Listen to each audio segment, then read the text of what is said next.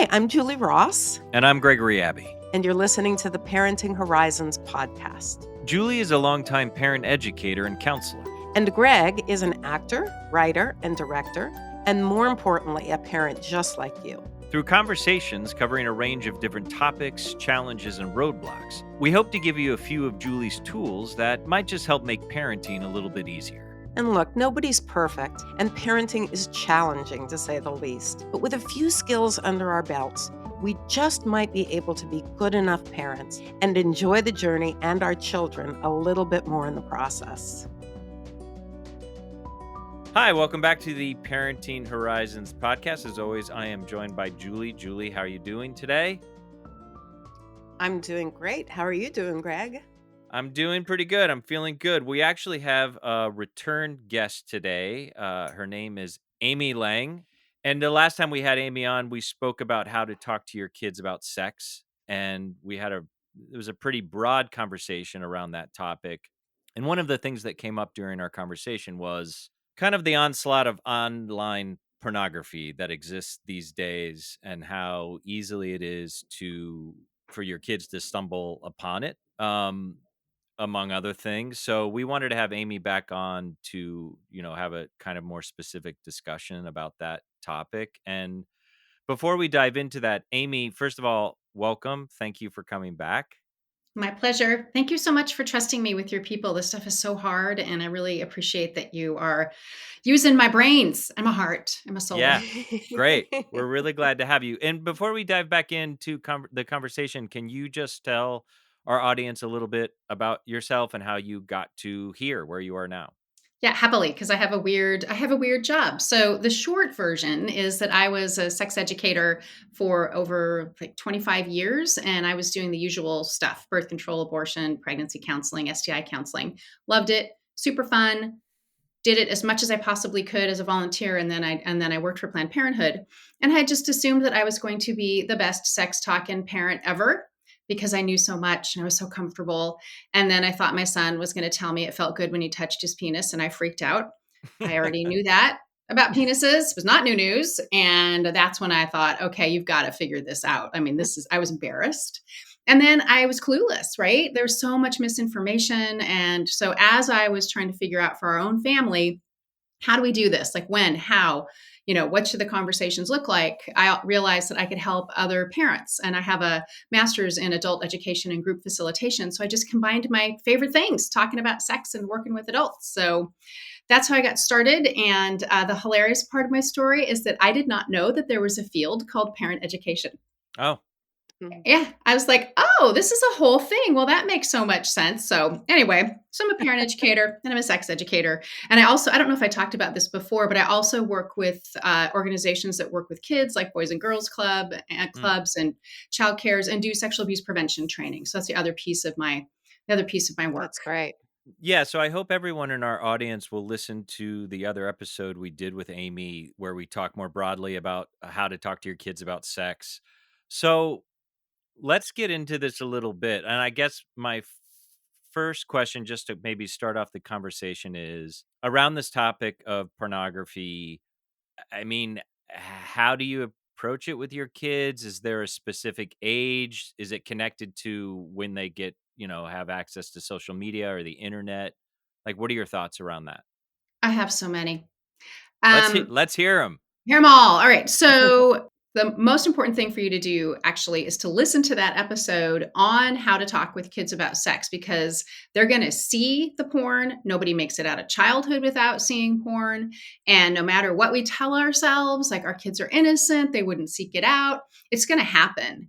And one of the best things you can do to help them with this is to talk with them about sex and sexuality and establish yourself as that go-to person for their sex ed information.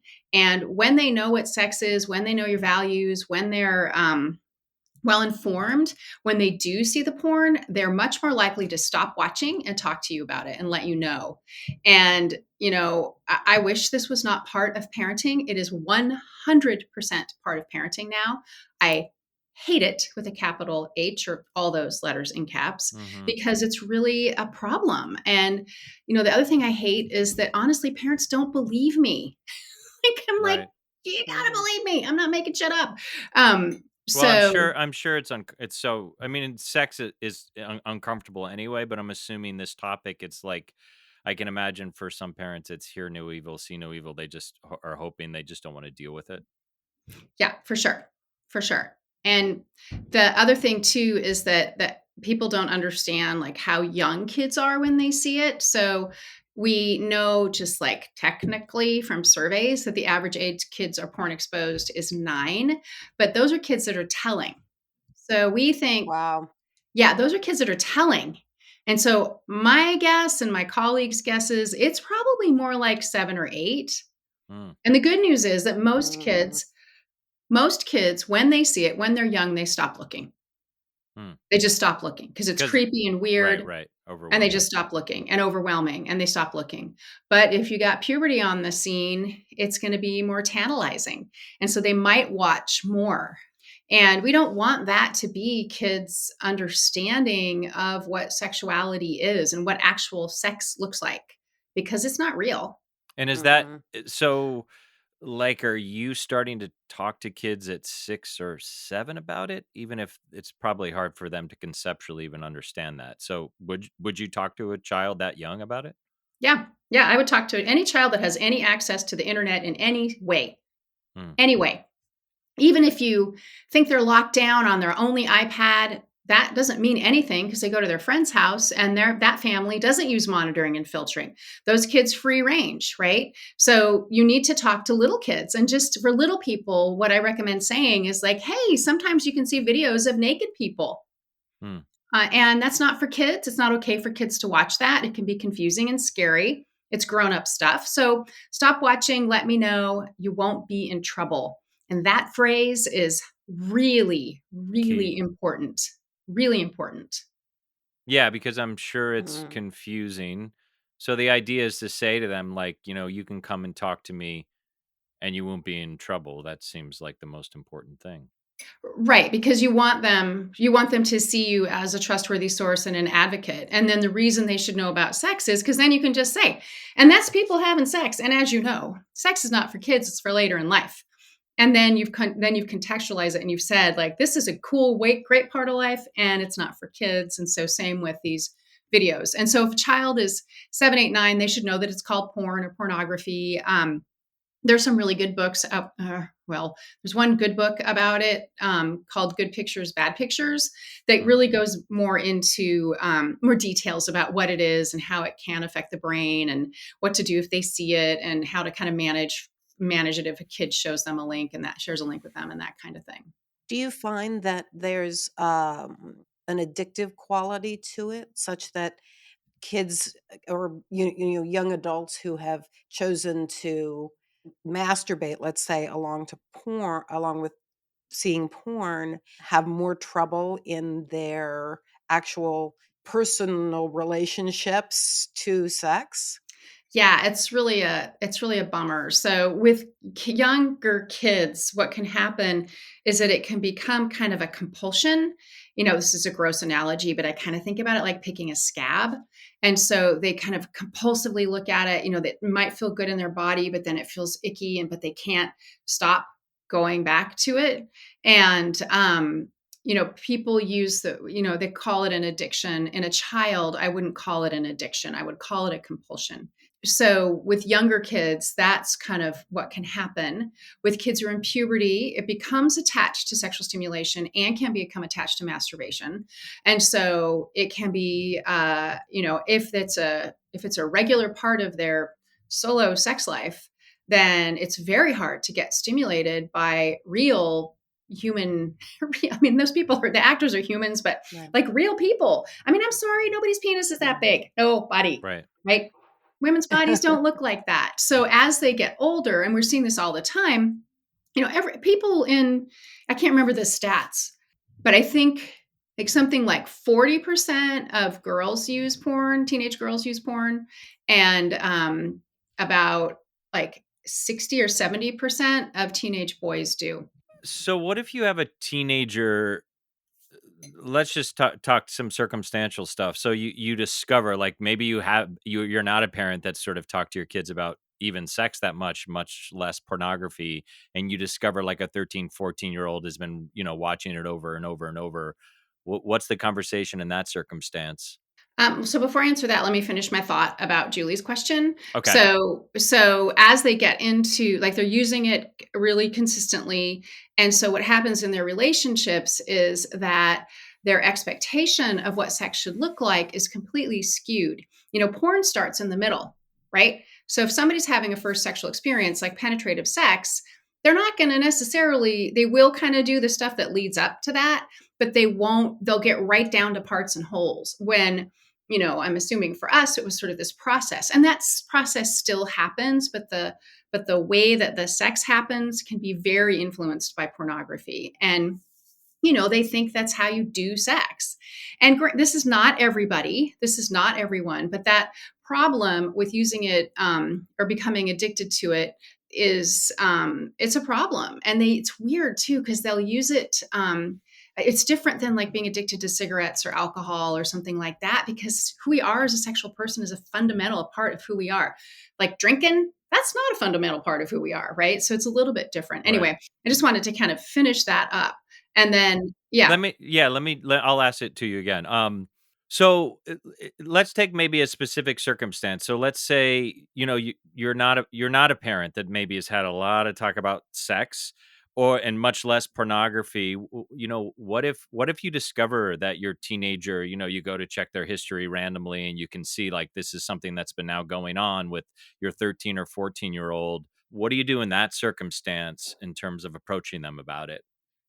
Well, the first thing is to take a big deep breath and wait before you talk to them until you've settled down. And if they're watching, then I'll do this little side note thing in just a minute.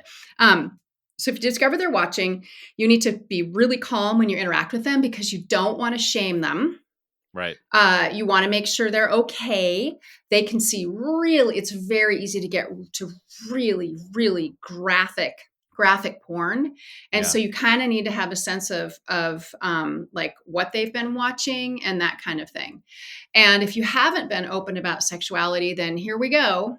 Here we go, like one of the most uncomfortable conversations ever. Hey, you've been watching the porn. Not okay. So a couple things. I would find a quiet time when your kiddo is kind of more lucidy.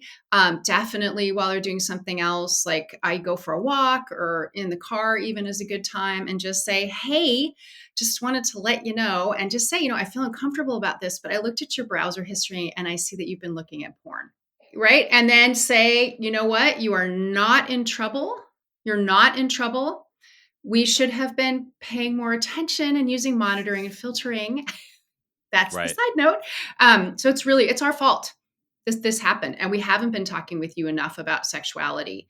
And so here's the deal: it's not okay or safe for you to look at pornography. It is very confusing. What you're seeing is not real, healthy sexuality. It's not sex ed. People's bodies don't look like that. They don't do those things. They don't make those noises. With a Mm. 13 or 14-year-old, you can say the industry is horrible. It's misogynistic, it's sexist, it's just really, really bad.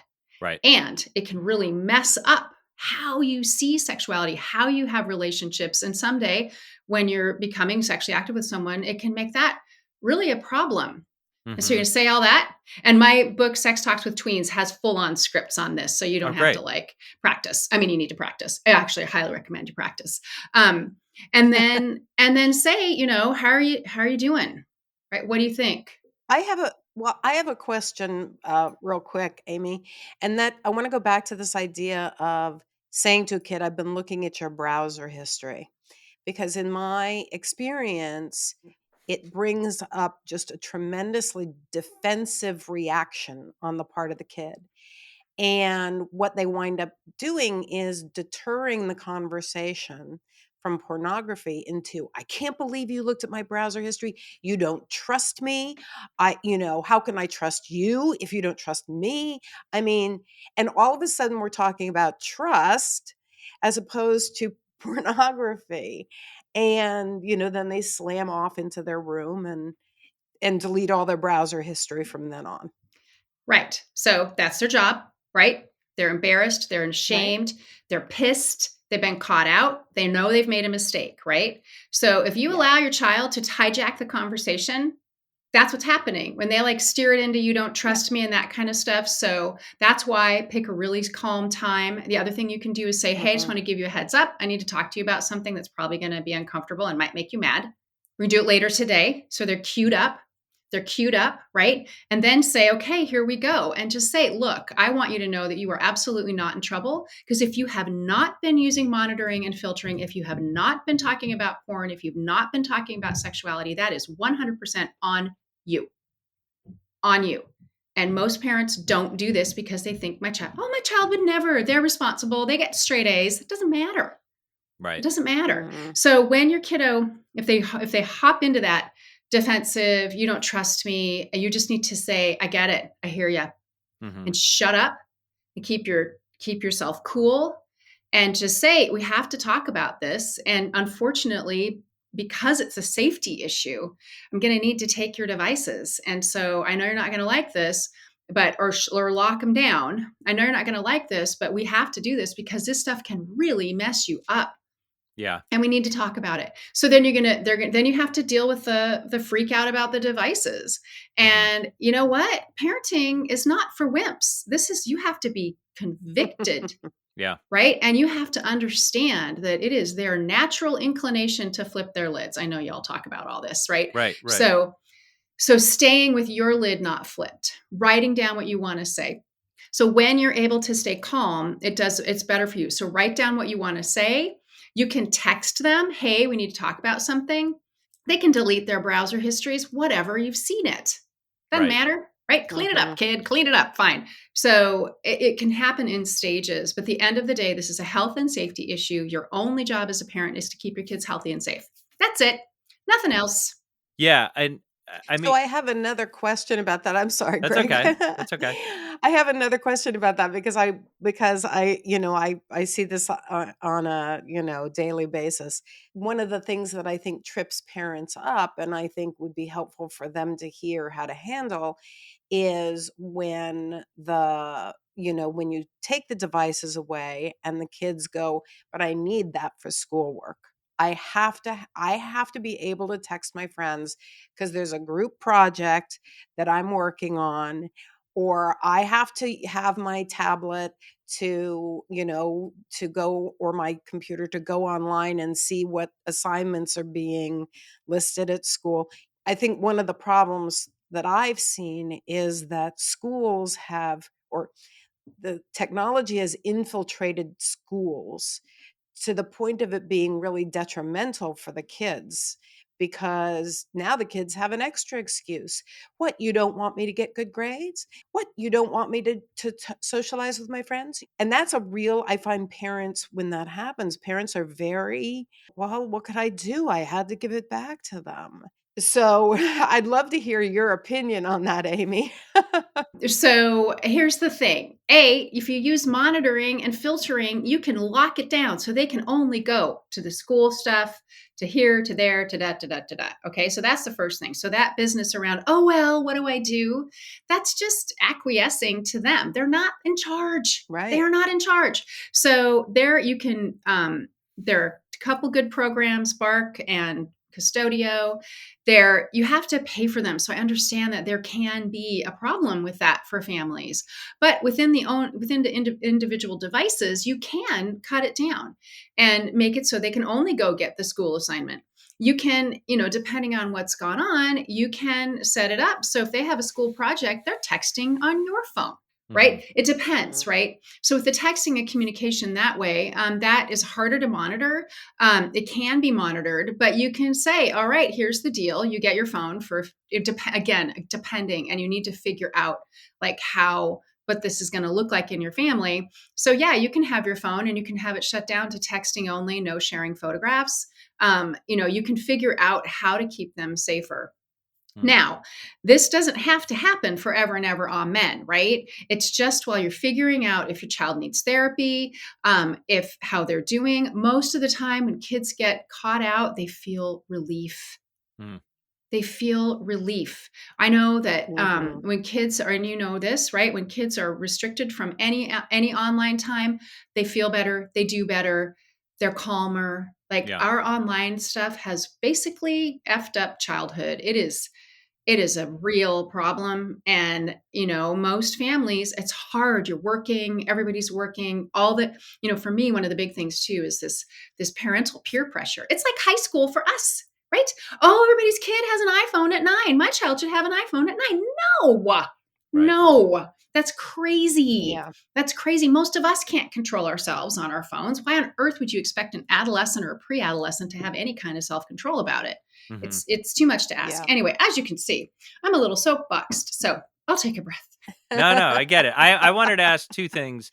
I understand that they can cost money, but can you please repeat, because you've mentioned monitoring a couple of times, which I think is important. So these are kind of two separate questions. Will you repeat those monitoring things for parents? And you also mentioned, like, if your kid has to go to therapy. So what's the circumstance where maybe your kid has to go to therapy over this? Okay, so sorry, I forgot to define. So monitoring is watching. Hmm. Monitoring is watching. Filtering is blocking search terms, blocking websites, that kind of thing. Hmm. This is my analogy. So people wonder about, okay, well, how much, what should this look like in terms of my kid's age? So think about it like a seatbelt. So when your baby's a baby, they're in a rear facing car seat. That's the filtering. Hmm. Super duper tight. The younger they are, the tighter it is. You're always wearing a seatbelt. That's the monitoring. So then your kiddo gets older, they get in a bigger, different car seat. It's front facing, so they get a little less filtering. They eventually are in a booster, always wearing their seatbelt, always being monitored. Then they're on their own butt in the car seat. Then they make their way to the front of the car, and then they get onto the driver's seat. They're Hmm. always wearing their seatbelt, always being monitored. And then the filtering, it should be off. Like, you shouldn't have to filter by the time they're about sixth grade. They should be able to go anywhere they want, but where they're going. And You're you've watching.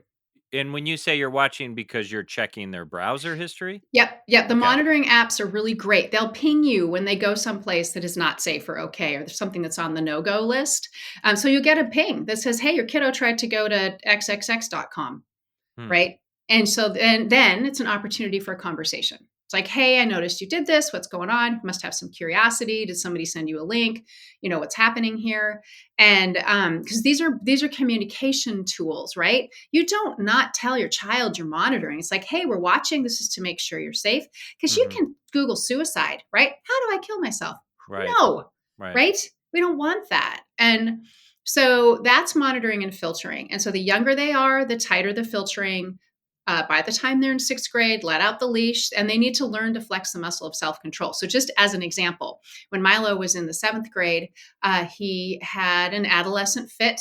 We were in our front yard. It's like 9 o'clock at night, and he's like, "And I hate this, and this sucks, and that sucks." And I was all grown up, and I'm like, sounds really hard. He's like, "Yes." And then he said, "And I hate Custodio," which was the monitoring stuff we were using at the time. And I said, "Yeah, why?" And he said, "Because I can only go to 3 or 5 websites because I know you're watching."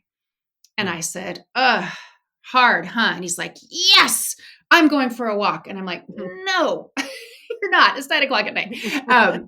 So then I went running downstairs and found my spouse. And I'm like, "Carrie, Custodio is working." He could go anywhere he wanted.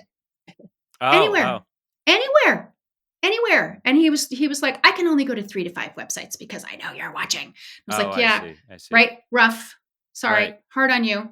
Don't care." So, Custodio is one of them, and Bark is And the other yeah, one you and yeah, and mentioned? they're in the show notes. Yeah, they're in the show notes. So And then you literally can get a ping if your child goes to a site. absolutely. And okay, also, none of this is foolproof, right? Sure. Right? I mean, nothing is 100%, but you'll know if they go somewhere. And they're really cool because you can shut off their ability to get on the interwebs. You can make a timer. You can do all kinds of things with it. So it is required. It is Eh, required. Well, It's required. at what age are you pulling that away? What age would you take? I mean, I'm sure it's depends on the child too, but in high school, are you giving them a little more? Like, when are you taking away Custodio or Bark? I wouldn't take it away until you have to decide, right? So the monitoring, by the time they're 17 or 18, you Mhm. can leave it on, but by the time they're ready for college, if you have an adult-ish, I mean, take it off, right? Right. They're going to do what they're going to do. It's kind of insulting. So maybe high school graduation, you take it off. When they're 18, they take it off because you can get in trouble if you're underage and you're looking at naughty stuff, right? Mhm. Mhm. And also, you don't want to know unless your child has a problem. So you had a question about like addiction and that kind of thing, Mhm. right? Mhm. Mhm. So I had a dad call me because he discovered that his 9-year-old son had. So they had moved, and he accidentally, this was during the pandemic, he accidentally got logged out of his school Google account and was logged into his mom's. So his school Google account was shut down. He couldn't go anywhere but school. His mom's was not. So they discovered, I feel like October, and they called me they called me in February maybe or March, and they discovered that starting in September or October he had been toggling back and forth between school, work, and porn Wow. for months, for 9. hours, Wow. hours at 9, Mhm. right? And so I said to that dad, your kid needs therapy. I don't care if he's not acting out or being weird. That's how he's going to think about sex. And that's going to set him up to go seek out really, and it gets worse and worse and worse because you rabbit hole. Right. So that's a case where a kid would need therapy. So I think any child who has been exposed to pornography more than like, I don't know, I want to give a number. It's also depends on the child, right? Circumstantial, yeah, And sure. temperament, right? Like I could look at one thing and be done in. Y'all could look for 40 hours and be like, whatevs. So I would say if they're using it consistently, daily, multiple times a day, they absolutely need to see some kind of therapist because it can be sexually abusive, Mm. right? And so Mm. that kind of therapist should be someone who specializes in sexual abuse, Mm. not a rando therapist who's like, oh, yeah, I got it. Oh, yeah, no trouble. Maybe an addiction person if they understand pornography. So you have to be careful about what kind of therapist. And if you do determine that your child needs to see someone, instead of asking, like, oh, have you done this before? You need to say, what kind of training do you have? How many patients do you have? Clients do you have with this going on, and what's the like success rate, that kind of thing. You want a really clear, concrete answers like, oh, I took an online course about porn addiction. Run away. Mhm. Run away. Mhm. Like Right. that's Right. not good enough because this is, again, it's a fundamental part of being human, and you need to tend to that. Attend, what's the word I'm looking for? Whatever. Yeah, attend to that. Well, and I imagine at that point, there's been some severe rewiring going on in the brain, right? When it Possibly, w yeah. Yeah.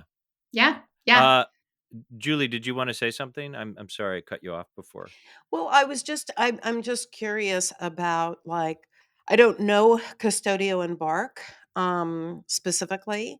I know that there are built-in, to pretty much any device, there's a built-in way to either monitor or shut things down. What I'm curious about is, like, kids seem to be pretty darn good at getting around that. They're digital natives, we're digital immigrants, and they're writing code at age 3, it feels like, and that's, an exaggeration. But I mean, every time that I've spoken to a parent, at least the parents that are using these built-in iPhone things or Android things. The kid has, untangled it and figured it out and figured a way to get back into the websites that they want to look at, in short order, like, a week or two.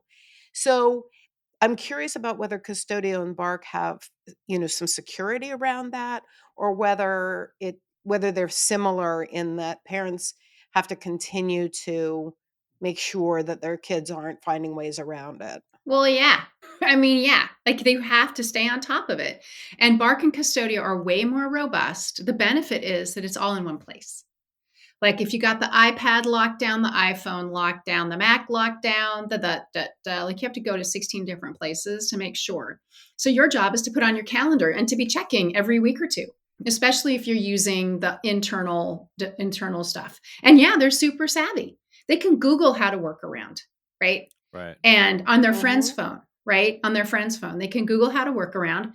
And so this is why it is so, if we're back to porn, why it is so important to talk about it, because they need your help. They need a healthy understanding of sexuality. They need to know that if they want to get their rocks off, that they should go look at this, like read these books, like here are safe places, one thing that you can do, which, is sort of weird and old school, but you can go to eBay and get back issues of Playboy and if you and Playgirl, and then pull out the centerfold, pull out the pictures Hmm. and put them in a folder and say, if you're going to get, this is safe over here. Now, this is something that, your child would probably burn, but also not, right? And you can just put a post-it on that says, we shall never speak of this again. Right? Do what you will with these, right? We're not going to have a conversation about this. I also think that getting kids copies of a copy of The Joy of Sex is it's illustrations. People have pubic hair. It's got the diversity of folks in doing sexual stuff. It explains how to do sex. And so, yeah, that feels big, but it's way safer than your kid getting online and watching two women and a goat, right? Like we don't want, they will see that kind of crap, right? And you can't unsee things. That's the other thing. You can't unsee things. You touched on this briefly the last time we spoke, but the idea of having a conversation with other parents, like when your child's going to spend the night at a house, or that it's when it makes sense, is that you felt those are important conversations to have. They don't have to be big conversations, but you are asking like, hey, do you have any monitoring at your house? You've said that that's important to have those conversations. Yeah. And so kind of the same thing about with the therapist. Don't say, hey, do you have any? Because they'll just say yes, right? Or no, or oh, whatever. We trust our kids. We're really careful. We check their browser history every 16 weeks. They're okay. They're 10. They would never, like, they have that in their head, right? So what you should ask is, what monitoring and filtering are you using, right? And then with younger kids, have a rule. It's like, at your own house, like you may not be online in any way, shape, or form for the first 3 hours y'all are hanging out. Then you can A, B, or C. Watch a movie, play a game. So that question, what are you using? And if they're like, oh, well, da, da, da, then say, you know what? I'm just asked that the kids are not online at all. We are super paranoid about porn exposure and them Googling things like how to use a gun and suicide. I know, we're crazy, right? You just make yourself out to be a total nut job. Because I am not down for shaming children, but I think a little shame for grownups is A-okay. Because when you say, we're really we're just crazy careful about this because we know the impact, and you can be nice about it, right? So it is important to do that. And you can say, we're using bark and this is how it works. We love it. We feel so much better. And you will feel better if you're talking about porn, if you're talking about sex, if you're using some kind of monitoring and filtering, your stress will go down. It'll go down. So yeah, thanks for asking that. And so the other thing too is to have your kids just throw you under the bus. So if a kid comes over to your house and you have these rules about, just be like, oh my God, my parents are so nuts. They're paranoid. This makes me crazy. It totally pisses me off. They're a-holes, like the whole thing, all the swears in the world, to throw you under the bus. And that way they can get out of stuff. So like if someone shows them a link, like, hey, this is a porn link, they can say, okay, my mom has superpowers. She will somehow find out that I have looked at this. So that's, one thing to say. Another thing to say is if somebody shows them porn, like this is my favorite line ever, which is, it's like, oh my God, dude, I think looking at porn is a solo activity. That's a good line. Yeah. Do you need to excuse yourself? That's like, good. no, thank you. And even being like, what the hell are you doing? Do you know how much trouble we can get in for looking at this? I'm going to go over here. You do you, right? Also having a funny video link queued up so they know it's like, okay, how about get a load of this. And they have something funny, cat video, whatever. This takes practice. It is very hard. It is very hard to be that on top of it. But this whole thing around, I will be killed. My mom will take all of my devices, or my parent. You know what? I cannot go here. And if they've had trouble in the past, they can just say, here's the deal. I got in Mhm. trouble for this already. I cannot go there. Right. Right.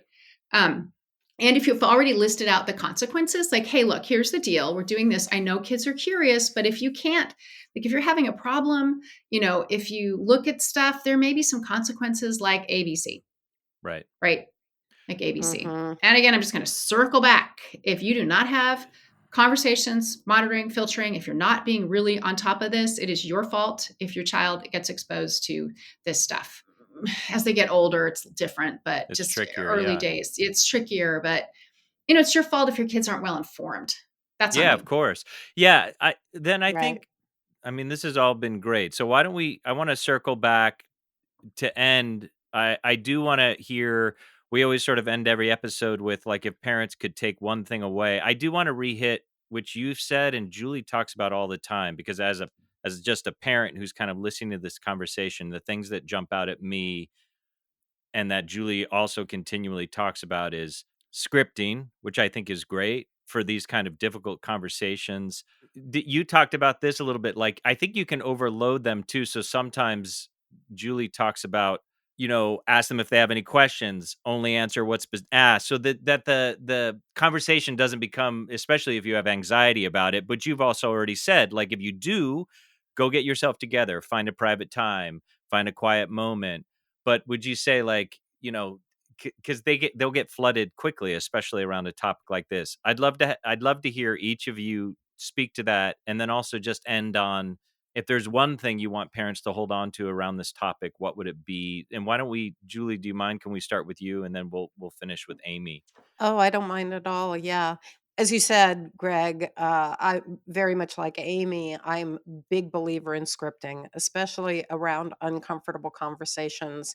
And so that could be anything from sex to pornography to discipline, right? To setting boundaries. It's not comfortable sometimes to do that. I think particularly with sex and pornography, you have to script yourself, and then it's likely that you'll be a little uncomfortable. So rehearse your script in the mirror Hmm. so that you can see what your face is doing, because your face may be communicating something very different from your words. Your face may have this like, oh, screwed up, well, I don't know. And your words are like, so I kind of want to talk to you about this thing that's uncomfortable. And I know our listeners can't see my face, but like, our face tells a story. So you really do have to say, okay, I'm just gonna rehearse this by myself in the bathroom, in front of the mirror, and do it until you get comfortable, Hmm. because your kids are gonna pick up more from your body language than they are even from the words that you use. Hmm. And then I also think it's really important to break it into manageable pieces, because when we get uncomfortable as grown-ups, we overtalk. And we're like, and this, and then we put this tangent on and this.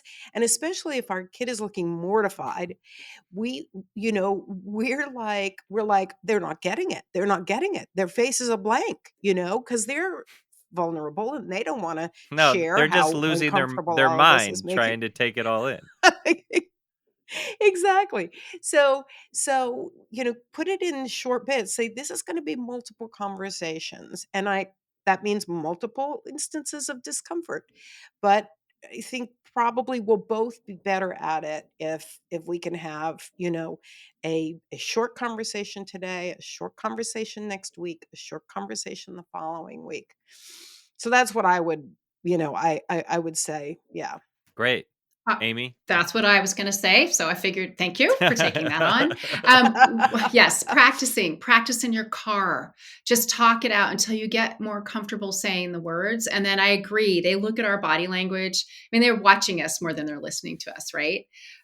So one thing Mhm. I would start out the conversation is saying, I feel really uncomfortable talking about this. Mhm. So I just want to say that Mhm. and just say, I might do some weird stuff. So just so you know, right, this is uncomfortable for me. Yeah. And so you just lay it out there. I totally agree with the chunking it out, but usually it's urgent, Mm. right? You discover it, Mhm. you got to get Right. it, you got to talk, you got to shut it Right. down, you've got to change the rules. So in that, so that queuing up, hey, need to talk to you about something. then saying it's that time, and then just say, we discovered this. Don't gang up. Don't gang up. One parent, right? Don't sit down at the dinner table and say, okay, here we are, because they're going to feel lectured at. So we discovered this. This is what needs to happen. So moving forward, we just need to take you off your devices for a couple of days so we can figure out what to do next. That's great. How are you doing? Right? Like Just that. how are you doing? You're not in check-in. trouble. Right. Yeah. How are you doing? And then they may run screaming, they may cry, they may feel relieved. And then you just be there. And then, okay, next couple of days, all right, this is what's happening. Okay, we need to figure out a plan for how you're going to be safe online. You need to know how long they've been watching, right? Yeah. You need to know. It's like, oh my God, I've been watching since I was 7. Right? It's like, Right, okay, right. hi, therapy. Yeah. Come back from that, my friend. And so, but here's the thing I want you all to understand. Most kids, when they're young, they look at it, they stop looking. But they need to tell you. They need to tell you. Or if a friend shows them, they need to tell you. And so your whole body language when you're talking, you need to have your arms down. You need to be all open. You need to be like, don't curl up in a ball, because they're going to be like, even if you say you're uncomfortable, you still need to kind of like be not uncomfortable, which is, of course, a hard thing to do. And the other thing I would say too is if you find yourself starting to get flooded, shut up, right? Just say, you know what? I'm starting to get hot, flooded. Let's just take a break. Let's go get some ice cream, right? Or if you see the child getting flooded, right? It's like you guys are both saying it's a circle back. Like if either of you get flooded, you can kind of like tap out for a minute, you know? Yeah. You can tap out. You can tap out and say, oh my God, this is awful. Let's have some ice cream, right? Whatever. Oh my God, this is the worst day of our lives. How are you doing? Right? I mean, that's what would happen in my family. The one time that Milo, I saw something, I was so excited. I was like, oh, goody, I got a ping. I'm like, hey, you went to see some porn. And then I went and looked at the site and it was nothing. And so he came home and I'm like, so I got a ping from Custodio. And he's like, what? And I'm like, it was nothing. So, I was lucky, right? And who knows what he was doing? Like things have changed, right? He's 22 now. So I don't know what the hell he was up to a degree, because it wasn't as easy to lock. I mean, it was okay to lock stuff down. It's just better now. It's better now. But yeah. Don't be afraid. Don't be afraid of this. I think that's probably the main takeaway. There's a lot of hard conversations as a parent, but this is a really tough one. So yeah, we really appreciate this. Has all been super helpful. If anyone listening wants to learn more about Amy's work, she has a website, birdsandbeesandkids.com. You can also reach her at Amy at birdsandbeesandkids.com. And Amy, thanks a lot. This is a hard one, and we really appreciate you being here to talk about it. Yeah, it is a hard one. It is a hard one. And, you can do this. You can do this. You can done hard things. Parenting is hard. And this is, again, like think about the long term. Think about the long term. This is your child's health, their safety, their sexuality, their future relationships. And we all want our kids to be successful. Perfect. Yeah, that's a great way to end. Thanks, Amy. We appreciate it. Thanks for listening to the Parenting Horizons podcast. If you enjoyed today's episode, please share with your family and friends. And if you'd like to hear more about Julie's work, join one of her parenting groups, or see about individual counseling, please visit parentinghorizons.com. Or you can email Julie at julie.ross@parentinghorizons.com. We'll see you next time.